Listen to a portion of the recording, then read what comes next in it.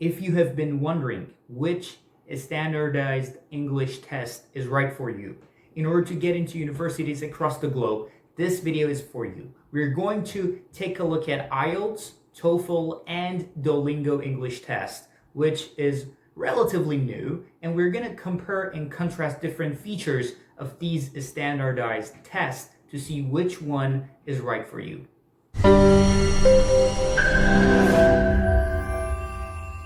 The first thing to consider is the cost. Duolingo English Test is only $49. However, if you're looking at IELTS, it could vary in cost between $215 to $240, and TOEFL is $225. So you can see that Duolingo is almost 1/4 of the price of IELTS or TOEFL, sometimes even less. The length of Duolingo English Test is less than an hour. It takes somewhere between 45 minutes to 50 minutes up to 1 hour. It cannot exceed 1 hour, depending on if you skip some of the time, some of the extra time you get in some of the tasks. You can even lower it to 45 minutes. However, it takes 2 hours and 45 minutes for IELTS and almost 3 hours for TOEFL. About the reporting, so when you take the test, you want to attend some university, say University of Nebraska. You have to report your test score. For Duolingo, it is totally free. For IELTS, it's also free if that specific test center that you took your test in has the university that you want to apply to in their system. If they have in the system, they can report it free. They can report it for free. If they don't have it in their system, you might end up mailing the scores, and that would cost like the postal fees.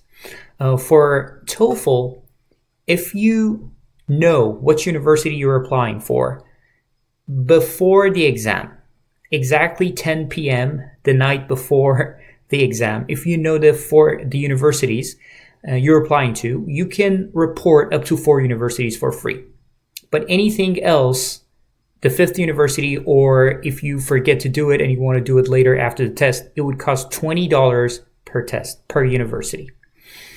About the number of universities accepting the test, this is very important, especially about Duolingo, because not all the schools accept Duolingo. Only 675 schools across the globe accept Duolingo for undergraduate, and 207 graduate schools in the whole world. Most of them are located in the US, some of them in Canada, actually 6 or 7 are in Canada, 1 in France, 4 or 5 in Germany. So not too many schools are accepting it right now. Maybe in the future it changes. But if the school you want to apply for is one of those few schools that accept Duolingo, it looks like a really good idea. About IELTS and TOEFL, they are accepted pretty much everywhere. There are very few schools in the US that do not accept IELTS, and there are very, very few schools in the UK that do not accept TOEFL. The rest of the world pretty much accept both. In terms of the mode, Duolingo is totally online. You only need a room, an empty room, with a laptop and a stable internet connection and a webcam. I mean, your laptop obviously has most laptops have webcams, so that's pretty easy. But for IELTS and TOEFL, they are in person, so you have to actually go to a test center physically to take the test. For both these tests, IELTS and TOEFL, there are paper and computer versions. Most IELTS exams are paper, most TOEFL are computer, but for both, there are both versions, available in not all countries though.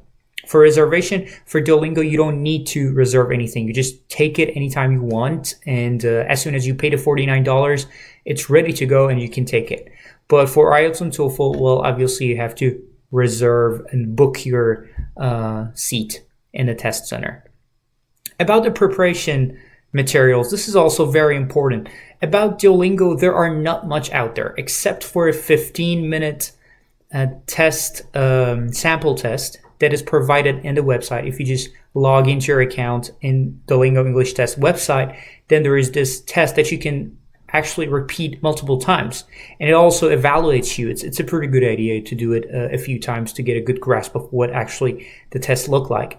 However, the difference is that one, I don't think it is adaptive, but if you go to the exam, the exam is adaptive. In future, we're going to talk about the exam in details, but except for that specific thing, there are not much materials around. You cannot find videos about Duolingo English Test. I've tried, so far.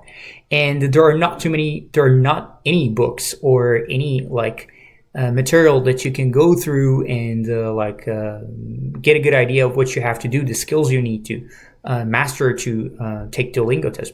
But for IELTS and TOEFL, you can just Google it and there are hundreds of books. About the fact that how often you can take the exam, you can take it twice every 30 days for Duolingo. There are no limits for IELTS. You can take it as many times as you want. And for TOEFL, there should be a 12-day time window between each two of your tests. So if you take it today, you have to wait 12 days and then take the next exam, the next TOEFL.